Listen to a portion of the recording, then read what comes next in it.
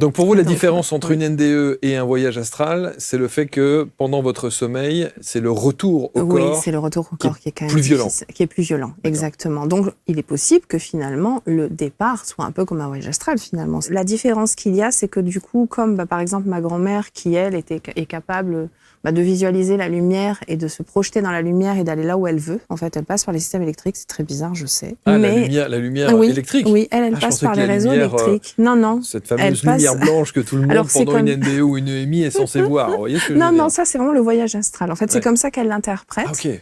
Et elle s'allonge et puis elle va regarder la lumière. Et en regardant la lumière, en fait, elle arrive à se projeter et à être, par exemple, dans un endroit où elle pouvait voir mon oncle. Par exemple, quand il allait pas bien, elle savait exactement comment il allait parce qu'elle allait lui rendre visite de cette manière-là. Ah ouais. Et elle ressortait par la lumière. Sa conscience ressortait par la lumière, en fait, de où mon oncle se trouvait.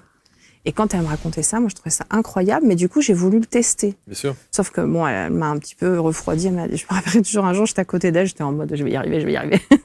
Et je voulais le faire consciemment, pas simplement dans les rêves, parce que naturellement, la nuit, j'en fais depuis toute petite. Mais je voulais le faire consciemment en étant dans un état d'éveil. Et alors je réussissais, mais elle m'a rattrapée en me tenant la main, en me disant, mais qu'est-ce que tu fais? Reste là, tu dois pas faire ça maintenant.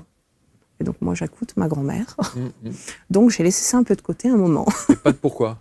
Non, je lui fais confiance totalement. Et la réponse, vous l'avez eue? La réponse, c'est que c'est peut-être dangereux. Elle a raison. Il faut savoir projeter sa conscience.